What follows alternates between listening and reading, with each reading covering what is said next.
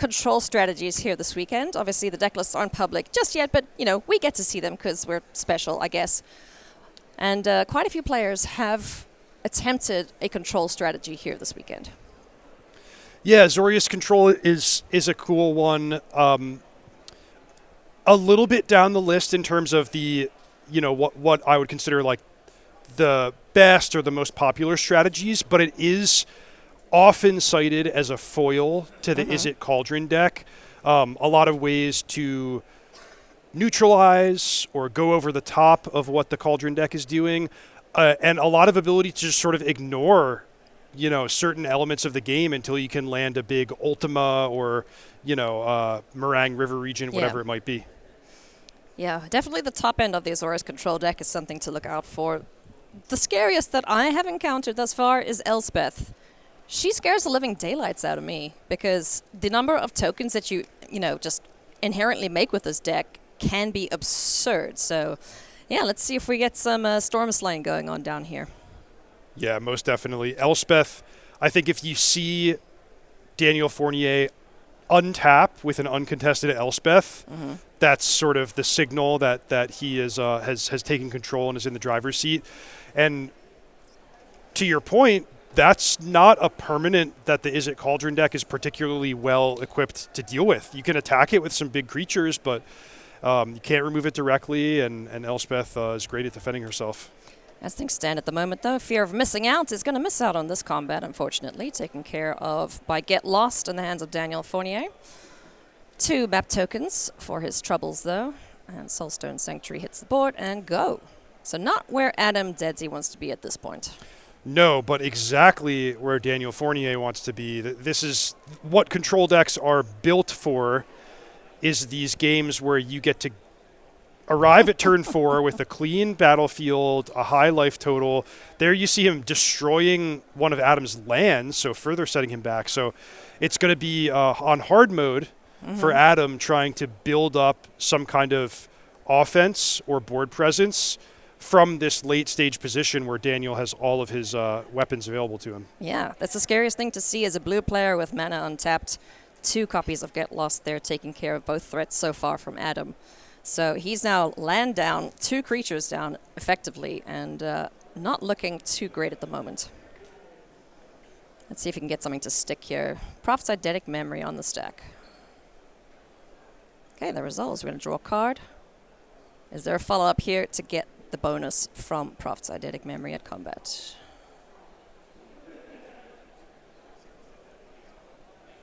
Five mana open. How bad could it be, right? It's what you always hope as the non-control player is you just sit there and you're like, please, just have nothing, just lands in hand, right? That's all we need. You tell yourself many stories about what's all these great things that your cards are going to be able to do for you, and then most of the time in reality, none of them live to see the light of day. I know personally I play very poorly against control because I just want to jam my stuff, right? What is the best thing to do in Adam's situation here? Just be happy with what you've got or try and keep the pressure on here against Daniel? Such a good question. It's something that a lot of players really struggle with. You know, the combination of counter spells, board sweepers, these are the most challenging types of cards to play around. In general, I actually like your strategy of just don't overthink it, play your cards, make them have the right answers, and try to get the game over with quickly, because the longer you let things drag on, the more you play into the control player's hands. However, in a game like this, Adam has definitely missed that window to get the game over with quickly. So now, whether he likes it or not, he's sort of forced to settle in for this longer game where he's going to have to try to bob and weave and get something to stick, even though Daniel's deck is more equipped to play this game. So we have Vivi on the board. Resident Troublemaker in these Is It Cauldron decks. He gets to live for now. Gets a couple of counters on him, gets exploring, and reveals the big dragon on top of the deck there.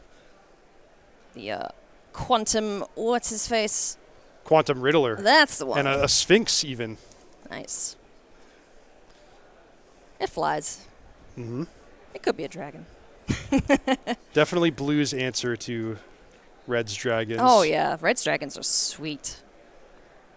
What's it? Nova Hellkite? Oh, I love that one so much. Yeah, Nova Hellkite's the new one that's people are excited about. I think we'll get to see that over the course of our broadcast. Hell yeah. In the meantime, Daniel taking advantage of maybe a little bit more of a subtle tool. It's not a big flashy dragon, but Consult the Star Charts, in my opinion, is one of the strongest cards from Edge of Eternities. Is one of the best instant speed card drawing effects ever, maybe. Yeah. It's so good. This is what you want in 2-mana card draw, is something that gets better the longer the game goes. Exactly. It's kind of reminiscent of, I forget the name now, but was it from Innistrad, I think? The 4-mana, draw a bunch of cards, and then later on you can spend more mana on it, 7 mana from the graveyard. Memory flashback. Deluge. That's the one, Yep. Thank you. Reminds me a little bit of that. Mm-hmm. And yeah, it's nothing that you want to see from the Izzet player side of things. It's like, oh, cool, how many more answers are you getting in your hand now? All right, so finally we see some action in this game. Adam picks a fight with VV, getting to take advantage of some of those map tokens that have been sitting around, burning a hole in his pocket. Then Daniel sculpts his hand with Consult the Star Charts, uses Day of Judgment as a 1-for-1 answer, and this is kind of the big moment for Adam, where Daniel, we know he has a great hand, he's got all his weapons, but partial shields down moment. So Adam's going to try to resolve some spells, sort of overload Daniel's mana, and get something on the battlefield. If he can't, then we're going to see a control player untapping with 7 lands and a full hand, and that's very, very difficult situation to continue playing through. Oh, absolutely. We saw Winter Night Stories, chuck a couple of instants into the graveyard there.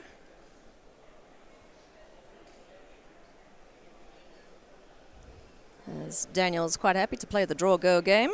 And I'll see if Adam can cobble together multiple spells in one turn and try and get all of the answers out of Daniel's hand. I wish to cast this VV, please, control player. I'll remind people, we know that Adam has a Quantum Riddler in hand. He stacked that on the top of his library. Might be trying to sort of go empty-handed before deploying that for full value. Oh man, Quantum Riddler with Winter Night Stories. When I discovered that while playing this deck, I was just like, oh my god, that is so good. Because it's just, build your own ancestral recall, essentially. Yeah. Yep. Yeah. Warping the creatures and getting to, in some way, use the body for that temporary moment when it's on the battlefield is such a good feeling. Yeah, it is. The warp creatures in Edge of Eternities Limited are excellent for station.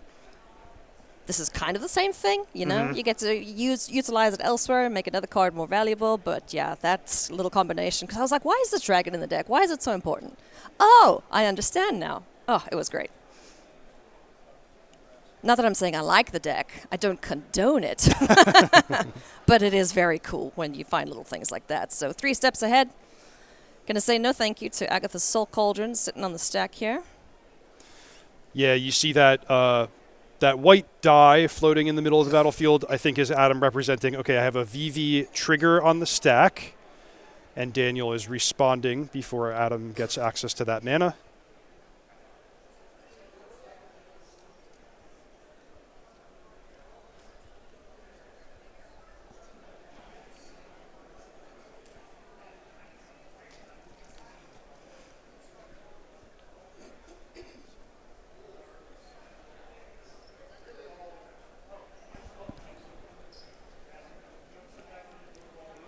VV can be exceptionally dangerous if it's left unchecked and starts growing and growing and growing. This is kind of like the fair and honest game plan for VV is just get big and start digging, Yeah, as much as VV ever plays fair and honest, I do agree.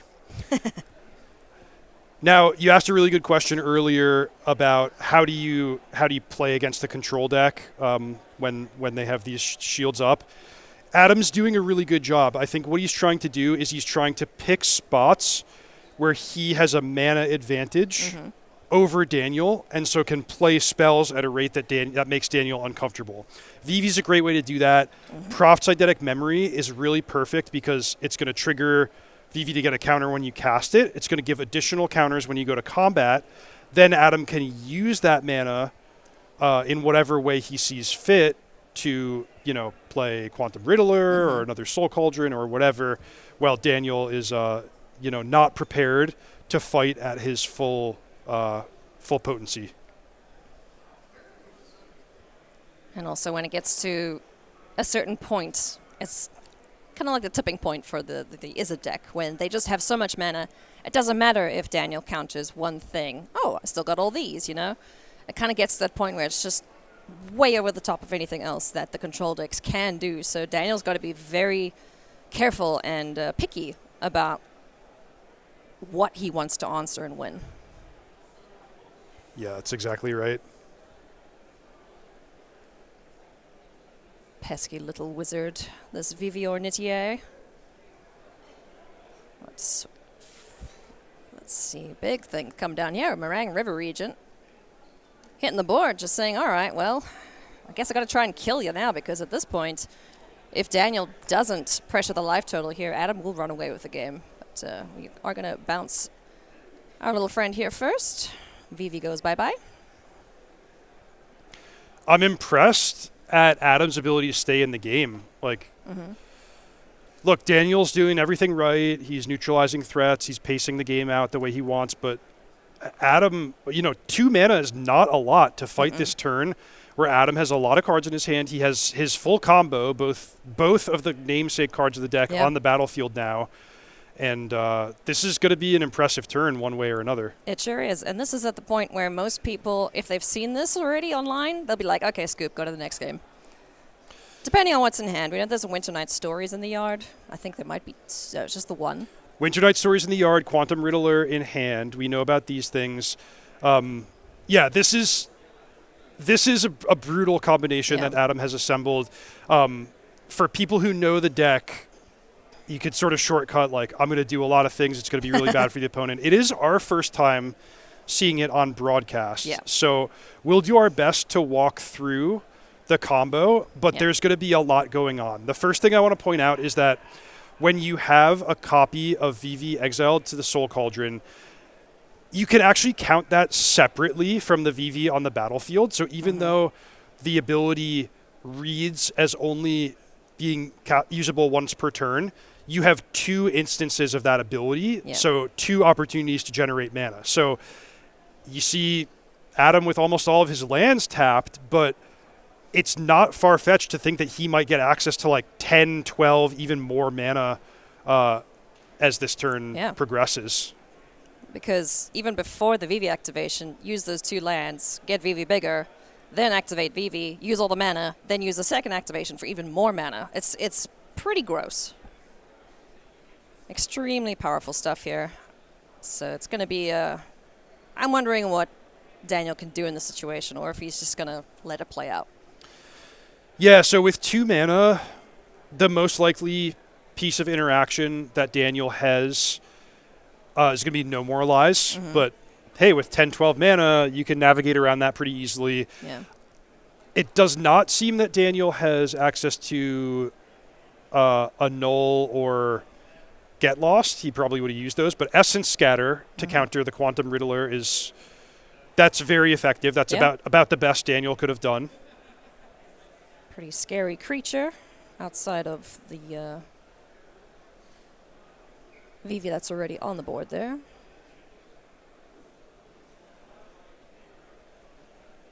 A 6 power Vivi, 12 plus mana. Okay. Just a Steam Core Scholar. And pass.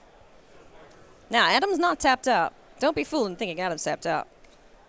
He's got a whole reservoir there underneath Vivi.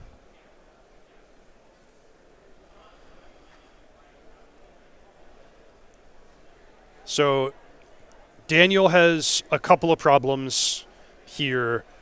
I have to imagine, if he lets either the 6/9 Vivi or the Soul Cauldron exiling Vivi untap uncontested, he's going to be worried about losing the game before he gets another turn. But answering both of those cards and having something available to fight at instant speed is quite a tall order. Seam Rip, okay, that's a wonderful start. Uh-oh. There's your Elspeth. Hi, lady. You gonna cause some problems? Yeah, she gonna kill some things, make some creatures. Yeah, -3, destroy target creature an opponent controls with mana value 3 or greater. Honestly, from my experience with this card, that's the least used mode, but it's absolutely perfect there. Yeah, you kind of just forget she has that sometimes, but it is excellent at removing Vivi off the board. So now all of a sudden the tide has turned here for Daniel, and things are looking pretty good.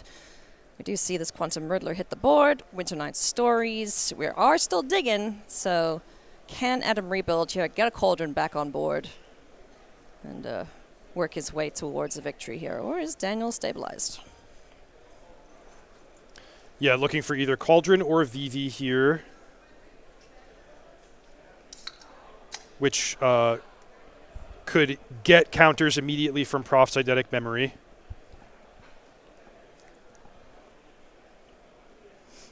This has actually been a great game. Yeah. I thought it was going to be somewhat one-sided with Adam having that kind of slow start, but we've had fireworks. Yeah. You know, both players doing really impactful things. I thought for sure Daniel was dead at that previous turn when Vivi was on the board. 12 mana essentially, but nothing in hand. Like, he didn't go for the Winter Night Stories or anything like that. Unless I missed both activations somehow? I don't know.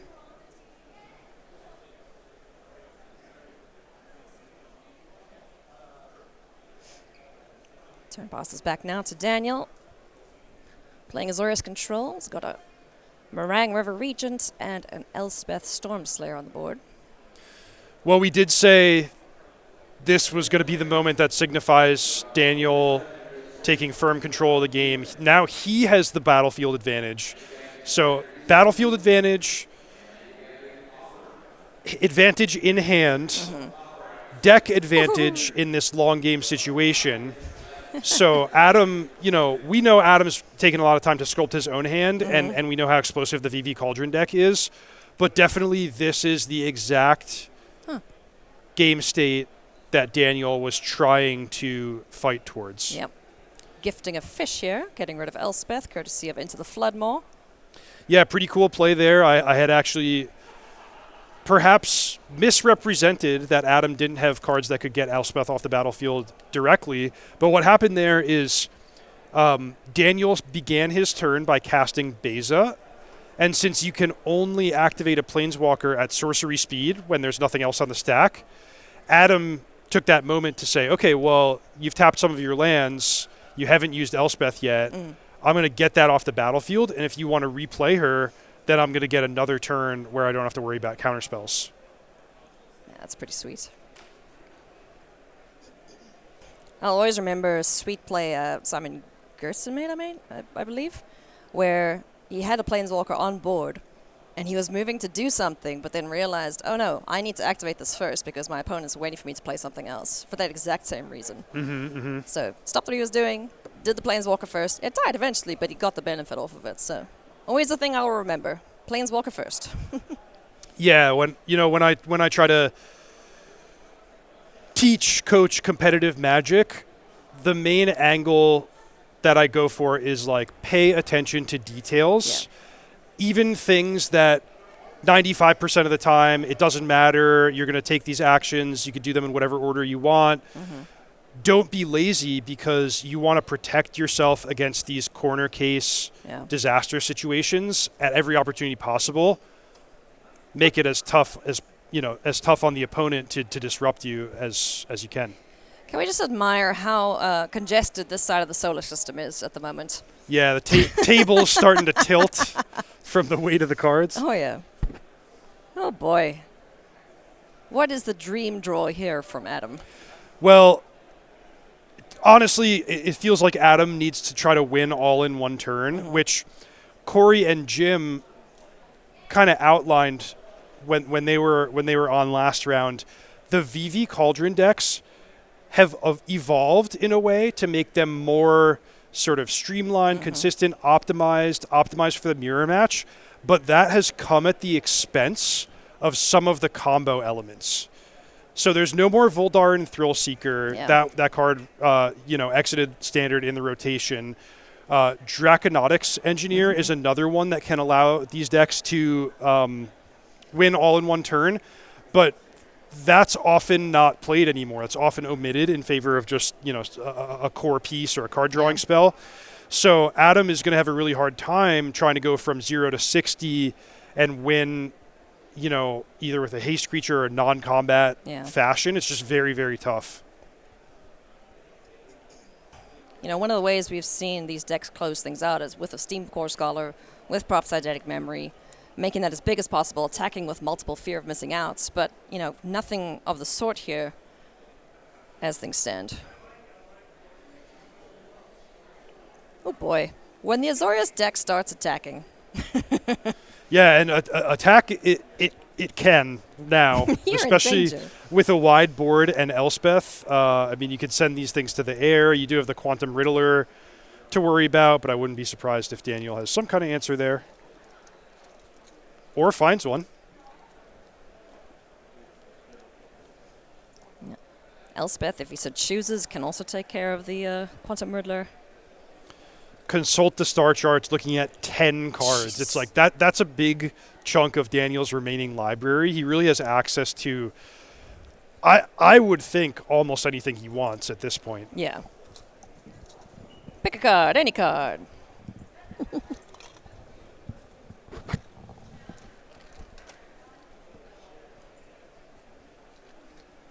Super sweet card from Edge of Eternities. I love Edge of Eternities. I'm not a big sci-fi person, but I think this set was really, really well made. I have to agree with you on that. Because I love the sort of core original flavor of Magic the Gathering, that kind of high fantasy, however you want to call it. Yeah. So I was a skeptic of Magic going to space, but I do think it was a really well executed set, and I've been having fun. Daniel Fournier having fun there with his Elspeth Stormslayer. And her army. Man, that was very swingy. Something I wasn't expecting for sure there, for it to change advantage that many times in the game, it seemed. Same here. I really enjoyed watching that game. If that's that was the first game we covered, so if that's a taste of what this weekend's going to be, I'm here for it. Take a look here at the sideboards for both players. So you have to assume, as the Is a Cauldron player, that people are bringing answers for your deck. So how does Adam's sideboard against the control deck in this game 2? To be honest, I think the best thing that Adam can do is remove some of his ineffectual game 1 cards. Look, there were a lot of things going on in that game that were invisible to us that we couldn't see on the battlefield. Yeah. But if you remember, Adam drew a lot of cards. He had a full hand for much of the game. He didn't take too many actions on the early turns. To me, that signals he probably had some duds in hand, right? He probably had a Braid, Obliterating Bolt, Broadside Barrage. These removal spells that just... You don't often have a good way to use them. They don't line up well against Azorius Control's threats.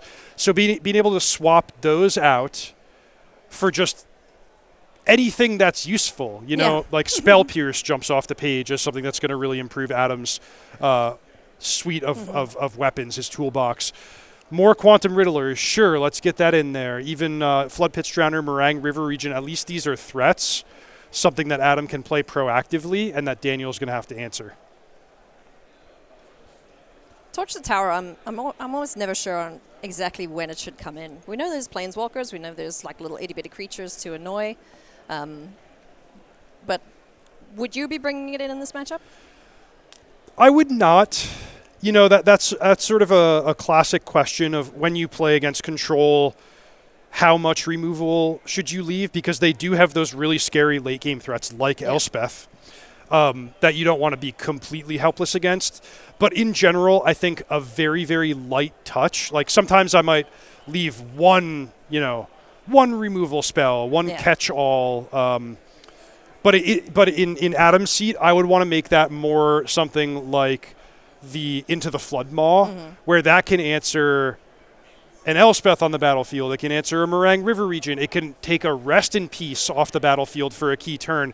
So that's the type of flexible answer that I would try to build into my configuration, rather than having really narrow stuff that's going to sit in my hand until the moment presents itself. Alrighty, well, while the players finish off their sideboards and shuffle, come hang out with us at the next events we're going to be at, friends. SCG Con comes to Las Vegas in November 21 to 23. The main event is the Regional Championship, and it is going to be Modern. So, if you would like to come and hang out with us, play some Modern perhaps, or check out all the other things that are on offer at the SCG Cons. There's a bunch of events, side events, Commander, CEDH, Draft, whatever you want, chances are you'll find it. Beckett will be there to grade cards if you have them. There's a bunch of artists, too, if you want signatures. So definitely check out all the upcoming events from SCG. Now let's go. Game number 2. Players ready to rock and roll. Adam's going to be on the play, I assume. I say that, but it's, 1% of the time they'll be like, nah, you go first. Yeah, every once in a while. I've done it before. Ailey, I've been playing a bit of Modern lately. It's fun. You know the card everyone's talking about? Vivi? Vivi a bit. Soul Cauldron a bit. Consult the star charts a little bit. But the big one that I was thinking of, Quantum Riddler. Oh, nice. It's a sweet card. I really like it. I do love a card that gives you value twice, So temporarily first, sure. That's fine. But later on, it's coming. It's funny, I was thinking about this deck. It's like they never have anything secret. Everything it wants to do is always cleanly displayed on the board. It's like, oh, cool, you have a Quantum Riddler waiting to come in on turn 5. Sweet, you have Vivi in your graveyard. You got I got the Soul Cauldron there. You're exploring or whatever. You've got things on top of your library that's revealed. There's never any secrets about it. Yeah, it is amazing the level of optionality, flexibility, and I'll say onboard complexity for this Is It Cauldron deck. There's no mysteries, there's no hidden information, but that doesn't mean it's easy to figure out what's going to happen, because there's some crazy stuff that these Is It Cauldron players are able to do. Yeah. It's also the difference between somebody who's really experienced and knowledgeable with the deck, who's seen all the tricks, is going to be able to navigate a lot better than somebody who's picking up for the deck for the first time. Oh, absolutely. The more reps you have with any deck, the better you'll be with it. And the people that end up in the top 8 here, those are going to be those players. No More Lies takes care of the second copy of Fear of Missing Out, as we now see stock up here from Daniel Fournier. Restock that hand, find some more answers. There is one Fear of Missing Out hanging out on board. Now Daniel is tapped out, so can Adam find an opportunity here to get something going? I love the sequence from Daniel. This is a really good way to spend your early turns with a control deck where, hey, I'm going to fire off my Fear of Missing, or my No More Lies on absolutely anything that I can to keep the pressure off. I'm going to take my turn 3 to tap out for stock up, sculpt my hand, and then I'm going to try to hold the shields up after that to be prepared for the most important turns in the game. On the other hand, Adam, with a much, much, much stronger opening than he had in Game 1, here getting the uncontested Soul Cauldron with Vivi as early as turn 4. And, so right away, it's Daniel with multiple different threats that he has to answer one at a time. Yeah. And what have we got there? 4 things in the bin? Oh, that's exiled, so just 2 currently. For Delirium for our little friend here. 5 mana effectively available. Seam Rip is going to target. What is it targeting? 2 juicy options. Yeah, all right. Gets the Fear of Missing Out off the board. And Floodpit's Drowner is going to take its place. Floodpit's Drowner is amazing here because I think, to your question, Ailey, what troublesome permanent is Daniel going to go after with the Seam Rip? I think he was trying to take an approach where he's going to leave the Soul Cauldron and try to prevent Adam from sticking a creature, but the end of turn flash threat really complicates that from Daniel's perspective. This Floodpits Drowner, another really sweet design. Yeah, nothing else really like it in Standard at the moment. As we see Prophetic Memory on the stack, 3 steps ahead, says no thank you very much. I don't want that guy getting any bigger than it needs to be. And no activation there. Just in for 2. Yeah, crucially, no creature in the graveyard. I think that's one of the secret reasons that Azorius is well set up for this matchup. Is it doesn't, its removal doesn't always dump creatures into the graveyard where the Is It Cauldron deck can use them to rebuild. Instead, it's like, hey, one of your creatures is exiled to No More Lies, one is exiled to Seam Rip. You took your one shot with your own Soul Cauldron, and now there's nothing left. No gas in the tank. Yep. Very true. So, just going to play the game of get stuff out of your bin. I don't think there's any card that matters for Graveyard for Daniel in terms of getting things back or, flashback or anything to that effect. But, if you can, might as well. Get Lost is going to take care of... Ooh, but that's a way to get counters on things. Flash something else in. Go. Map tokens inadvertently helpful. As we see Steam Core Scholar hit the board. Does it get to survive? Draw some cards. Chuck some cards. Can we get more creatures in the bin? We do have the Floodpits Drowner, so that's useful. And also the map tokens on board to potentially give counters as well. Second copy of Winter Night Stories in the graveyard. Here Adam's going to go for a counter on the Steam Core Scholar, which will grant the ability of VV, which in turn gives 3 mana. It's got the Floodpits Drowner's ability too. Aha! Not super helpful right now, but who knows, maybe it'll come into play later. One thing I noticed, I was wondering, where are all your Makos? Marauding Makos or Makos from Adam? Doesn't play them. Yeah, that's really well spotted. So a little bit of a, we'll call it a bigger version of Cauldron, focusing more on that Quantum Riddler type stuff. Yeah, plays 3 of those main deck and 3 Steam Core Scholars. Jury's still out as to how many of each creature outside of VV is necessary and fear of missing out. But it is cool to see everyone's different takes on this and hear their opinions on the 1-drops. I often cut the Makos. Just because after sideboarding, yeah, you mean? they're little idiots, But if you're on the plane, game 3, sure, bring them back, go ham. It is handy that they put their own counters on themselves, so. Meringue River Region hits the board. Does Adam have an answer for the big dragon?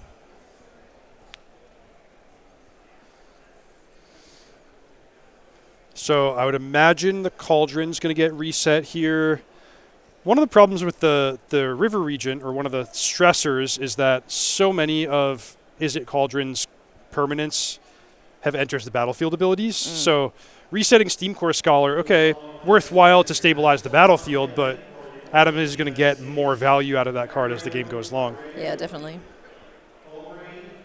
That's something you don't mind being reset so much.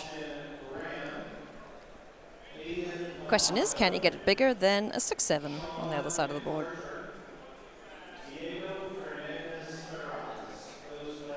Land first, keep up a duel, Steam Core Scholar once again, draw some cards. It's going to be a 5/5. Yeah, he's getting to work on your task of building this a bit bigger than 6/7. Just need some friends to help him out here.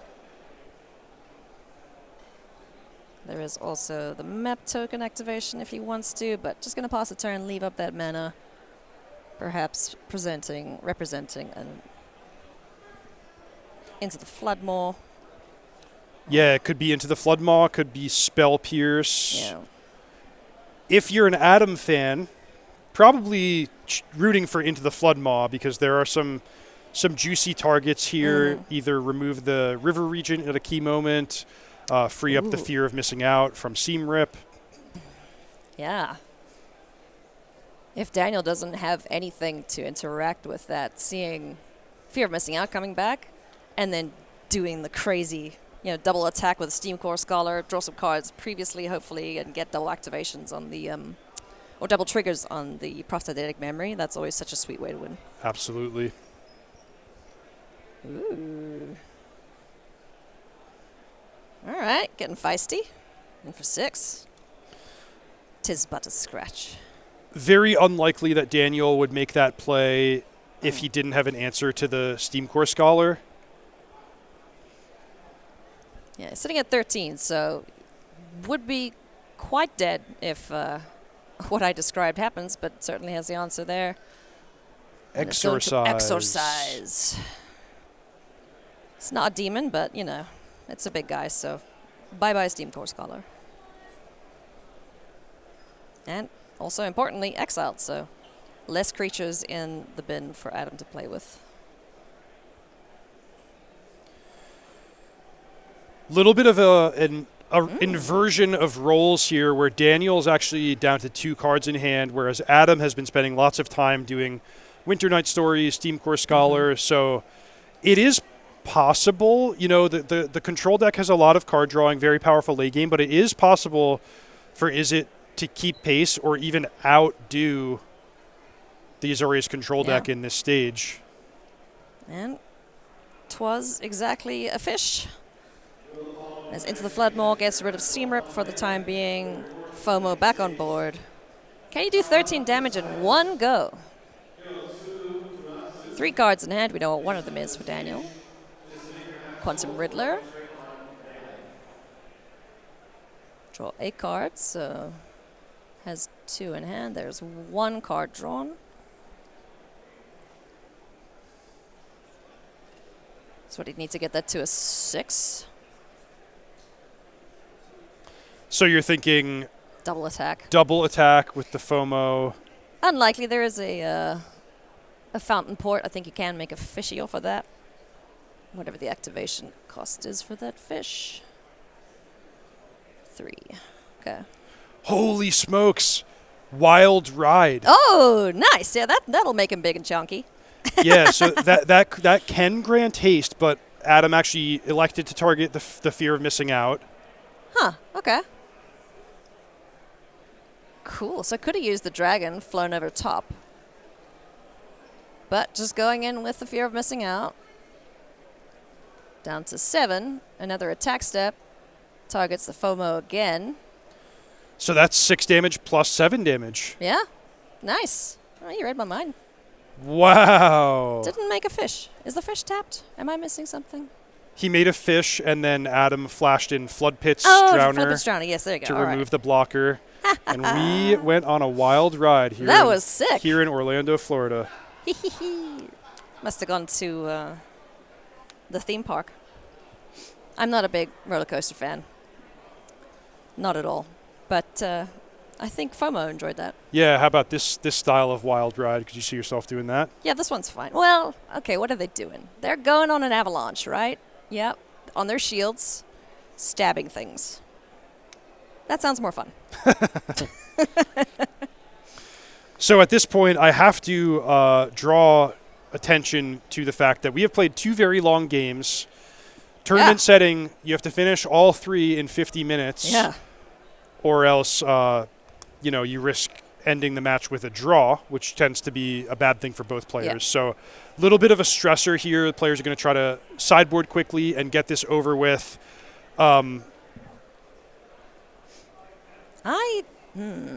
Okay, if I'm sitting in Daniel's seat, I'm looking at those 2 copies of Voice of Victory. Because if he can get to turn 5 with Voice of Victory down on the board still, and get Elspeth down, that's so much damage coming through. Like so many just little wide idiots, get around the board that Adam is going to probably develop, all the ground blockers. It's a really, really interesting idea that you bring up. It touches on 2 concepts that we've brought up. First is, hey, you got to get a win in 10 minutes here. go or else fast or go home. you're not going to be 3-0 in the tournament. Yeah. So that sometimes that causes you to adjust your strategy, not just in terms of how fast you play, but in terms of the cards and the approach to the game you're going to take. Also, you mentioned with your marauding Mako anecdote earlier that sometimes when you're on the play, you turn to these aggressive options. So it is sort of a gambit that Daniel could go for if he deems it worthwhile. Because the coolest thing that I find about Azorius control decks nowadays is that they can have the transformative sideboard. They can completely go, all right, I don't care about counterspells or board wipes. I'm just going to try and get as many creatures down and kill you as I can. So, interested to see what Daniel does here. And if you like what you are seeing here today, friends, be sure to go and check out Edge of Eternities. This set is super duper sweet. Go to starcitygames.com/MTGEOE. There's some really, really cool cards. The Shocklands have been reprinted in this, half of them. And fill up the rocket ship, go to space. It's a galaxy far, far away, but not that one. Live long and prosper, I guess. I don't know. Insert space pun here. Definitely go check out Edge of Eternities. It's a sweet set, cool vehicles. There's some space bugs. I quite like them. They're fun. And yeah, go and get this cool set before you get Spider-Banned, I guess. This is Spotlight Series Planetary Rotation. Mm-hmm. We are highlighting the Edge of Eternities set and cards. Yeah. I got in an on-demand draft yesterday. Yeah. Squeezed go? one in. It was great. I got the Ouroboros, which is... Oh. I'm not sure how much we'll see that in Standard, though it does appear in some of the fringe archetypes. Yeah. But that one, I'll tell you... Did you get to play it, or did you get beaten up by it? I got to play it myself. Yeah. Okay.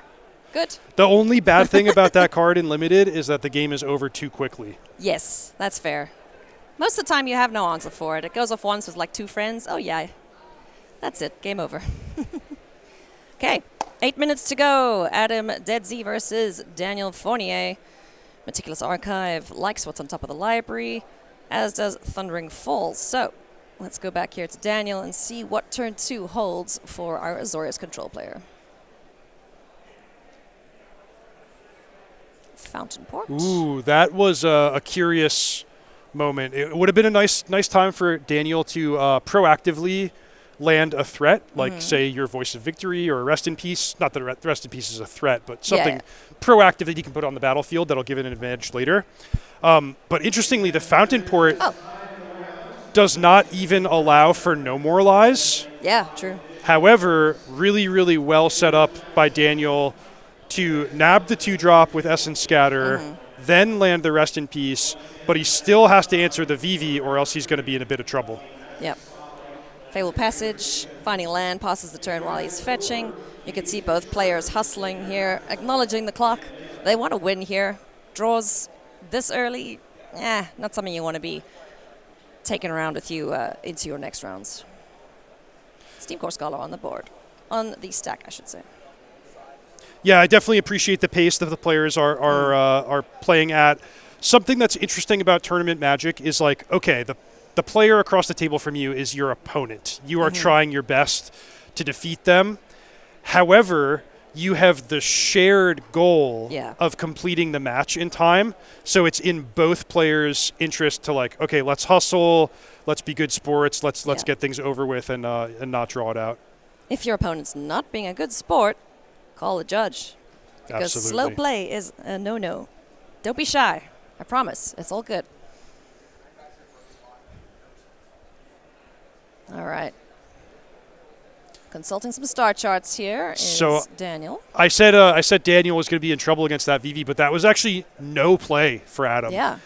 And importantly, this is more of a Soul Cauldron deck and less of a VV deck. Whereas there does exist in Standard a deck that I'd be more likely to call Is It Prowess? Yes. That's a lot more about casting VV from your hand, taking advantage of it with your opts, your sleight of hands, whatever it might be.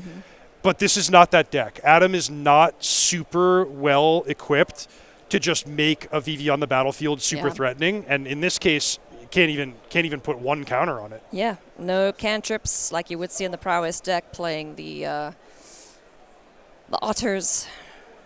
So he's just going to have to sit there, probably just activate the, not Sacred Foundry, the Soulstone Sanctuary at end step here once Daniel is done whatever he's doing. Sitting in the tank here for a little while, though. Where are we going?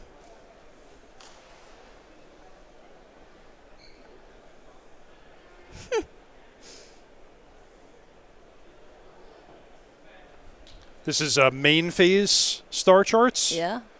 It's unusual. Yeah. He's digging. It's like, all right, well, what's in my hand isn't going to win in 5 minutes, so let's find something else.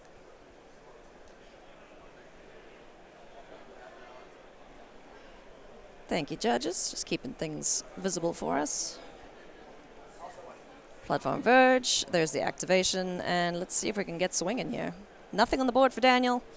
2 mana up to interact with a threat, as we see Quantum Riddler on the stack. Does this get countered? Essence Scatter sure does. But 3 damage. Okay. First blood. Let's go.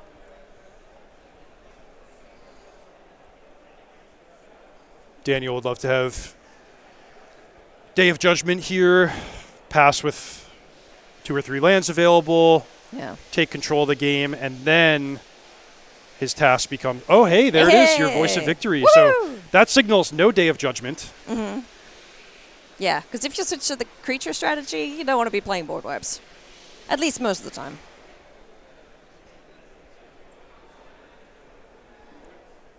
Okay, so that also shuts off any instant speed shenanigans on Daniel's turn from Adam's side, but unlikely we'll see anything like that, as this isn't the prowess version of the deck. So Fear of Missing Out hits the board, chucks a VV. Do we see a follow-up play here? Agatha's Soul Cauldron does nothing in this matchup, as there is a Rest in Peace down, so could be a couple dead cards in hand, if he still has the Cauldrons in the main deck.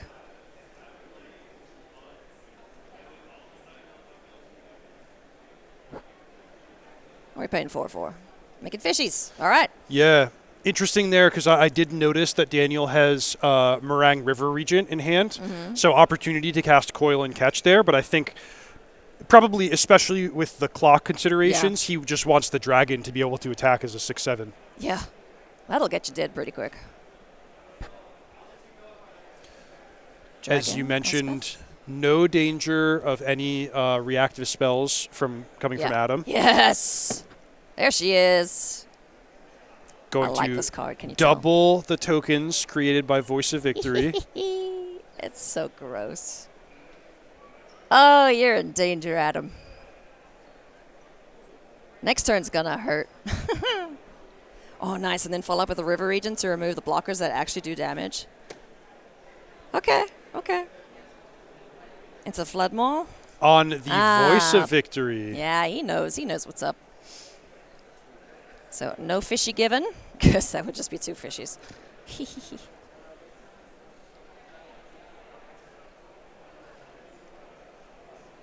But that alone is not going to be enough. He's got to have some kind of plan for how he's going to manage the Voice of Victory coming back down on the next turn. Getting feisty. I assume this is going face. Not worried about Elspeth. As usually you want to get rid of the Planeswalker first, but there's 1:30 left in this round. I don't think Adam has that luxury.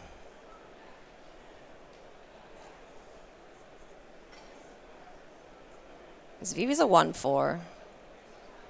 Oh, in with everything, yes. That makes more sense. Kill the biggest thing. Wow, okay.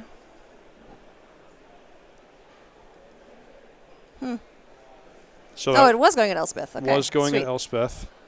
Down to 3.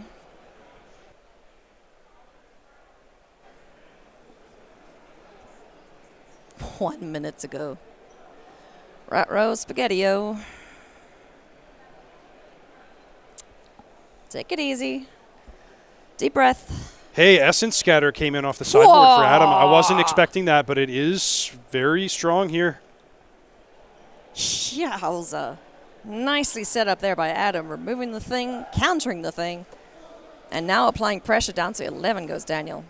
Okay, Ely, so at this point, I do think we're going to get to 0 minutes on the clock. Yeah. If anyone is not familiar with what happens in a tournament setting, when you get to 0 on the clock, you get 5 extra turns, so that usually ends up in finishing the current turn and 2 or 3 additional turns for both players, kind of like sudden death. So if someone is in a commanding position, okay, they'll win the game with a lethal attack in those extra turns. But if nobody wins and nobody chooses to concede the game, which is not necessarily common practice, then it's going to be a draw for both players.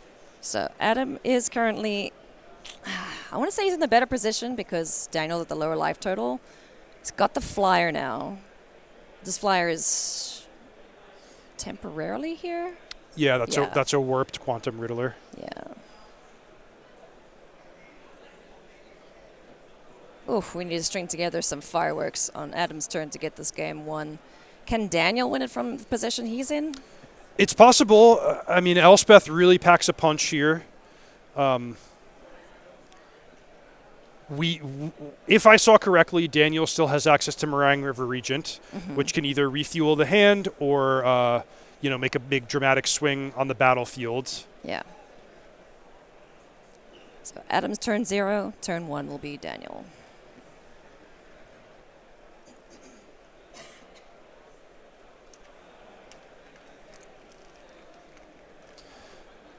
The good news about being in those sudden death turns is that you're no longer racing against the clock. You know exactly how many more turns the game is going to go, so you can sort of take a breath and start thinking things through. So that's exactly what Daniel's doing. He's mapping out the next handful of turns. What do I need to do to assemble 20 damage in my remaining 3 turns before the game's over? He does elect to chump block the Vivi. He decides that that's appropriate. Makes a couple fish off of the fountain port. The go wide strategy is still there. Because now we're on turn 1, so then turn 2, he's got turn 3. So he's got 3 more goes at it to get 20 damage done. 3 attacks.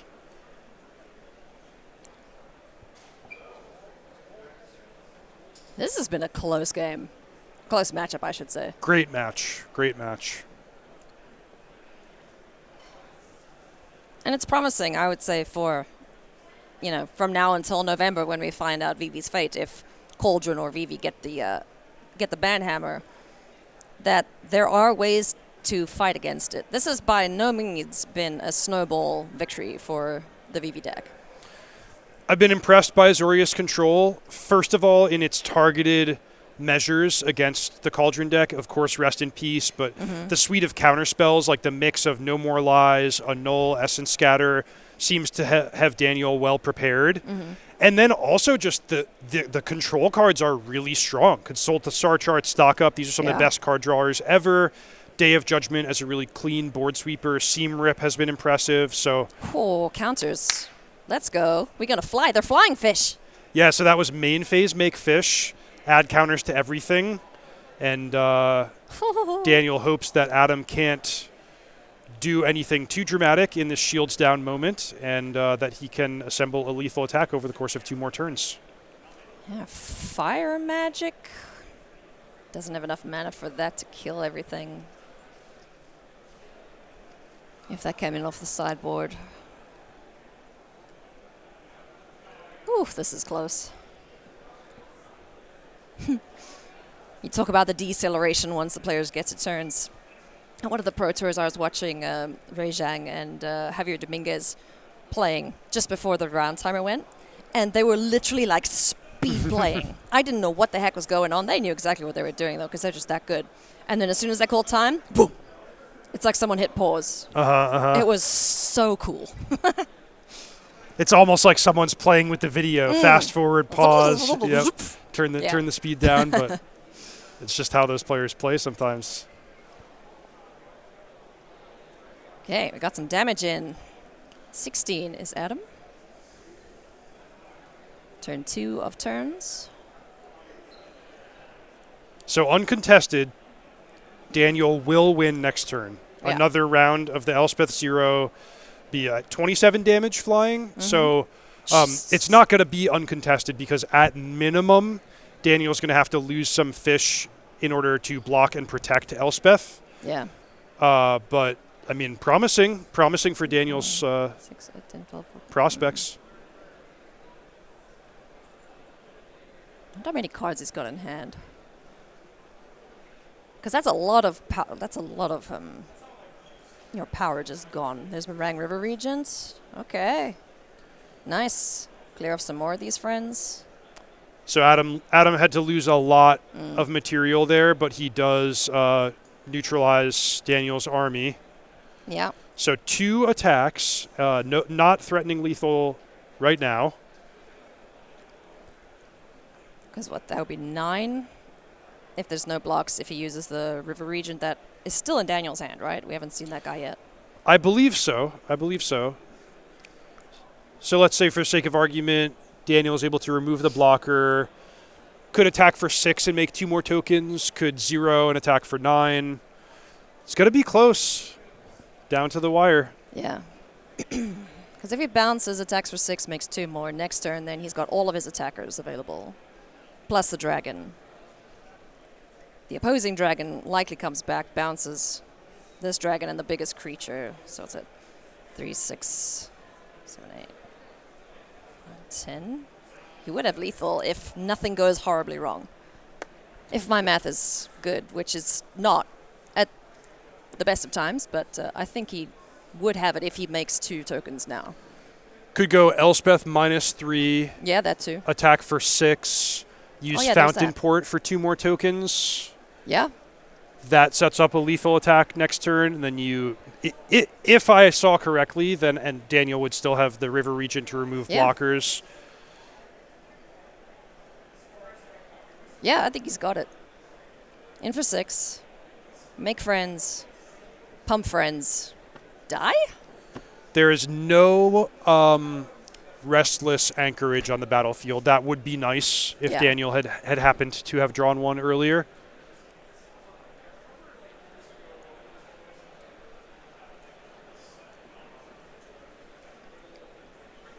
What you gonna do with all this mana, man? Let's see. More fishies. Okay. You can make 2 things of fish? 2 rounds of fish. Yeah. Yeah, I think Daniel's going to be able to pull this off on turn 5 of extra turns. Jeez. Talk about getting max value, huh? That's what Azorius Control is all about, baby. Good grief. What an incredible matchup here between these players. Look at Adam's face. That was beautiful. Love that reaction there from Adam. He can see he's about to get, I don't know, very dead. Quantum Riddler off the board. There's a bunch of dudes. That is a big ol' attack. Fish lethal. Hell yeah. That was sick.